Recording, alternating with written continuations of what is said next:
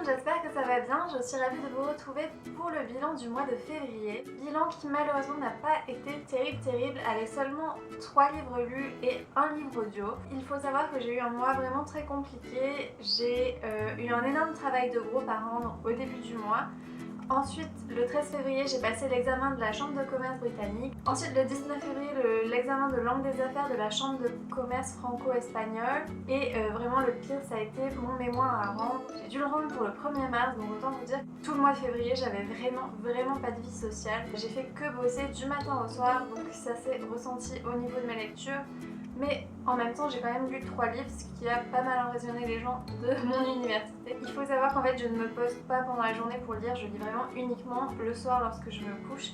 Et quand on est super stressé, qu'on a bossé toute la journée, je peux vous dire qu'on a bien besoin de lire un petit peu avant de se coucher et que je n'aurais pas pu tenir sans les livres. Ma première lecture du mois, ça a été Je t'ai rêvé de Francesca Zappia, publiée dans la collection R. Je remercie la collection R et Babelio pour l'opération de masse critique qui m'a permis de le recevoir. C'est un livre qui me faisait envie depuis très longtemps. J'aime beaucoup les livres qui traitent de troubles mentaux, c'est vraiment un thème qui me touche beaucoup. En plus, cette couverture est vraiment super jolie, elle me plaît énormément. L'histoire suit Alex, une adolescente de 16 ans qui est atteinte de schizophrénie et qui va rencontrer Miles, un adolescent de son lycée.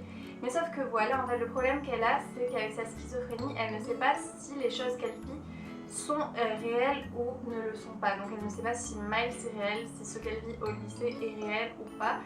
Et c'est vrai que c'est assez perturbant pour le lecteur parce que dès qu'on entre dans le roman, il faut qu'on se mette en tête que l'héroïne, donc la narratrice, est atteinte de schizophrénie et que ce qu'elle nous raconte peut ne pas être la réalité. Donc c'est vraiment un roman qui pousse à la réflexion tout au long de la lecture. C'est vrai que quand je l'ai terminé, j'ai dû attendre plusieurs jours avant d'écrire ma chronique parce que je n'arrivais pas à me décider, je ne savais pas si ce livre m'avait plu ou ne m'avait pas plu. C'est vrai qu'il a vraiment joué avec mes nerfs et je ne savais pas si c'était quelque chose qui me plaisait ou pas.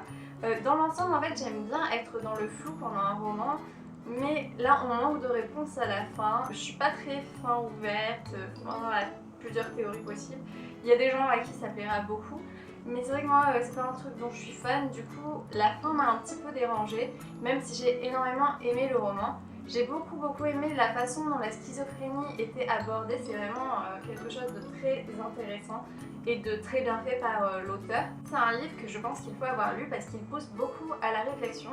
Après, je ne pense pas le recommander aux lecteurs en dessous de 14 ans parce qu'il faut vraiment comprendre l'approche qui a été prise de la maladie par l'auteur, donc il faut comprendre qu'il ne faut pas tout voir au premier degré dans ce roman. Un lecteur plus jeune pourrait passer à côté de tout ça. Je pense qu'il faut vraiment être assez mature et savoir de quoi parle le roman avant de se lancer. Les personnages secondaires m'ont énormément plu également. J'ai beaucoup aimé Miles et Tucker qui apportent beaucoup à l'histoire et qui permettent au livre en fait d'aborder également d'autres sujets que la schizophrénie. J'ai aussi bien aimé le fait que le lycée ne soit pas idéalisé comme on le voit souvent dans les films américains, tout ça, c'est pas vraiment ce qui est dit dans ce roman. On a vraiment plutôt une vision un peu plus réaliste quand même de ce qu'est le lycée aux États-Unis. Sinon, je lui ai mis 16 sur 20. Donc c'est un roman vraiment super pour la réflexion et que je recommande chaudement. J'ai ensuite enchaîné avec Funplay de Morgan. Alors je ne sais pas du tout comment prononcer ce nom de famille.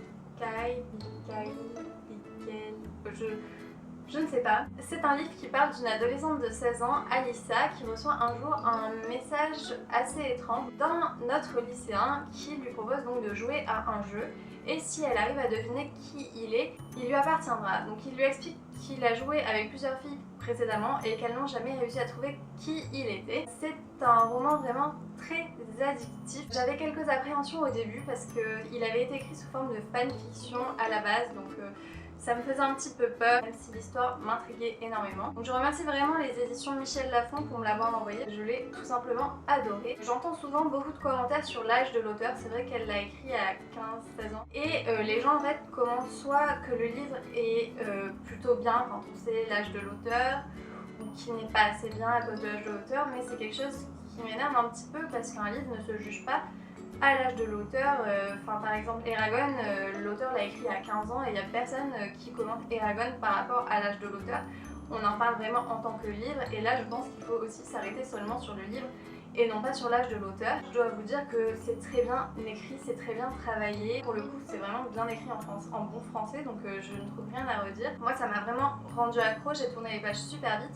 Ça m'a beaucoup plu. Certes, il y avait quelques défauts. Par exemple, il y avait un peu trop de gros mots, je trouve.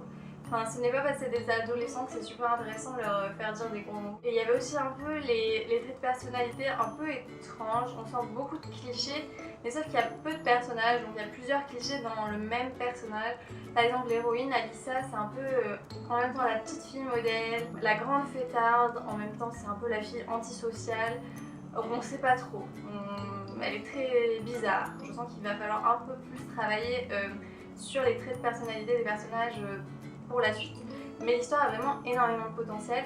Après, ce qui est dommage, c'est qu'une fois qu'on connaît l'identité de l'auteur des messages, l'histoire s'essouffle très vite. Les 50 dernières pages sont un peu inutiles et je n'ai pas été convaincue par ces dernières pages. La petite chose qui m'a dérangée quand même dans ce roman, c'est qu'il y a une vision très américanisée du lycée, sauf que voilà, on est en France, donc ça marche pas très bien, c'est pas très réaliste. Enfin, le lycée en France ne se passe pas comme ça se passe dans ce roman.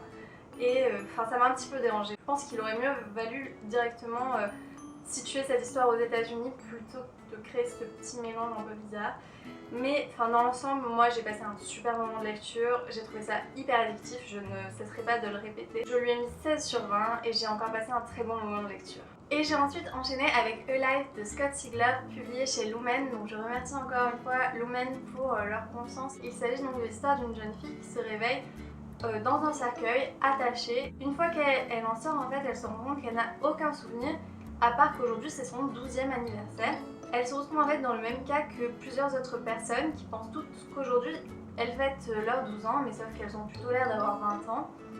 Et elles sont enfermées dans une espèce de tombeau dont il va falloir sortir. Donc c'est un roman plein de mystères, de suspense, on ne sait pas où ils sont, comment ils vont s'en sortir, qui les a mis là en fait. Ça ressemble un petit peu au labyrinthe, comme on me le fait remarquer à chaque fois que j'explique le résumé.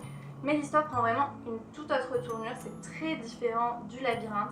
Et je peux vous dire que jamais, parmi toutes les folles théories que j'avais créées dans mon esprit, je ne m'étais imaginé la fin de ce roman. Vraiment, je pense qu'aucun lecteur n'aura pu se l'imaginer. D'ailleurs, l'auteur nous demande à la fin du roman de ne pas faire tourner de spoilers, car on ne peut surprendre le lecteur qu'une seule fois, et c'est tout à fait vrai, et je pense que c'est le genre de roman dans lequel il faut se lancer sans trop en savoir, donc je pense que le résumé que je vous en ai fait suffit largement. C'est un roman très atypique parce qu'on avance complètement aveuglément dans l'histoire, on est complètement perdu, mais il faut aussi savoir, et ça je pense que ce n'est pas assez dit, que ce roman est très violent, voire parfois plutôt gore, une atmosphère pesante, dérangeante. Je pense pas le recommander à des jeunes lecteurs, je sais qu'il est dit à partir de 12 ans, mais moi je l'aurais lu à 12 ans, je pense que ça m'aurait plutôt traumatisée. Déjà là, j'ai fait des cauchemars plusieurs nuits d'affilée pendant que je le lisais.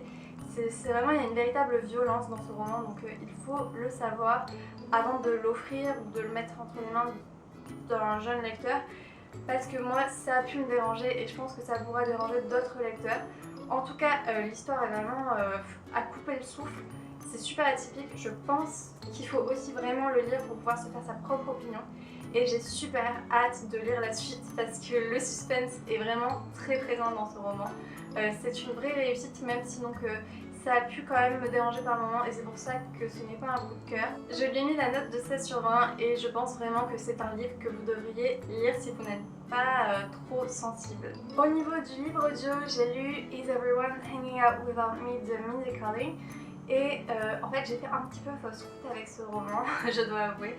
Ce n'est pas un roman en plus, c'est une autobiographie, humour, donc il n'y a pas grand chose à savoir sur l'histoire. C'est vraiment la vie de Mindy Kaling, c'est sa biographie.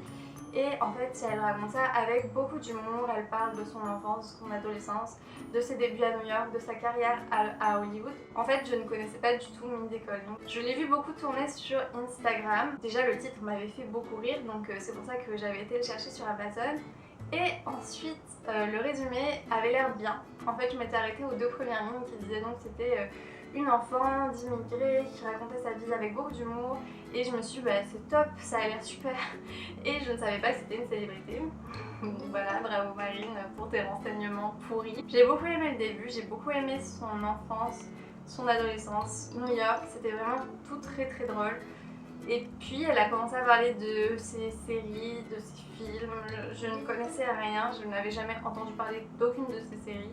Elle s'est mise aussi à parler d'autres célébrités que je ne connaissais pas. Du coup, j'ai plus trop été attentive à cette partie-là et je me suis un petit peu ennuyée sur la fin. J'ai également trouvé que le livre manquait de structure. Il n'y a pas vraiment des chapitres. Il y a des petits passages qui durent 20 secondes, d'autres qui durent 15 minutes. On ne sait pas trop où on en est dans le livre. Et ça m'a un petit peu dérangée qu'il y ait aussi peu de structure. C'était difficile à suivre en livre audio, je ne savais pas trop où j'en étais. Sinon, en fait, j'ai écouté la version en anglais. Et ça c'était assez top parce qu'elle était lue par l'auteure elle-même et elle a un ton vraiment génial pour raconter son autobiographie. Elle est super drôle, on sent vraiment son humour, rien que dans la façon dont elle raconte les choses. Et ça c'est ce qui m'a le plus plu, mais c'est vrai que je suis passée un petit peu à côté du contenu parce que ce n'est pas une célébrité qui m'intéresse, donc voilà, il y avait peu d'intérêt pour moi dans ce livre. J'avais vraiment plutôt l'impression de lire un blog, voilà, plein d'humour, plein de petits posts. Donc je lui ai mis 12 sur 20 et si vous n'aimez pas particulièrement Mindy Kaling, c'est-à-dire que vous ne la connaissez pas comme moi, je vous recommande de ne pas faire la même erreur parce que voilà, ce livre n'a pas beaucoup d'intérêt si vous ne vous intéressez pas à sa vie. J'ai ensuite reçu grâce à un concours le carnet de la sélection de Caracas. Alors je dois vous avouer que j'ai seulement lu le tome 1 et j'ai regardé les activités et c'est vrai qu'elles sont assez difficiles à faire pour la plupart si on n'a pas lu les romans, si on ne connaît pas tous les noms des personnages. C'est plutôt pour les fans de la saga, donc je pense que je vais l'offrir à une amie à qui ça fera beaucoup plus plaisir qu'à moi. Sinon les activités je les trouve vraiment sympas, elles sont tout à fait accessibles à partir de 9-10 ans je dirais. C'est le genre de livre que j'adorais quand j'étais petite. Ce genre de carnet j'en commandais à l'appel pour Noël, tout ça et je les faisais, j'adorais faire ce genre de choses pendant mon temps libre. Après c'est vrai que du coup comme c'est adapté d'une saga, il faut faire attention à ce que l'enfant à qui vous l'offrez ait lu la saga justement. Il est super joli, il est super bien fait, il est brillant, il est aussi joli que ce que font la collection R, donc voilà, j'adhère totalement. L'intérieur des pages est aussi très coloré, très joli, ça donne vraiment envie de faire ces activités. Je pense qu'il est vraiment top pour des petites filles et qu'il y a vraiment beaucoup d'activités à faire, donc il peut leur durer un certain temps. Grâce à la toute dernière opération masse critique sur Babelio, j'ai remporté livre de coloriage de Game of Thrones, donc c'est mon tout premier cahier de coloriage. Vous pouvez retrouver ma chronique sur Babelio bien entendu, c'est toujours Marine's Books. J'en suis assez fan de ce livre, il y a énormément de pages. Par exemple un coloriage que j'ai terminé, donc c'est vrai que les bannières des maisons elles sont super bien réussies, j'adore tout. Il y a des dessins qui m'ont un peu moins convaincue parce qu'en fait ils font vraiment très dessin terminé. Par exemple là, ce dessin là, ce n'est pas très adapté au coloriage selon moi. Les traits ne sont pas clairs et précis, bien nets, ce que j'aime dans le coloriage. C'est vraiment, ça fait très croquis terminé en fait. Je me vois mal colorier quelque chose qui me semble déjà terminé. Mais dans la plupart, vraiment, les illustrations sont super belles et on retrouve bien l'univers de la saga.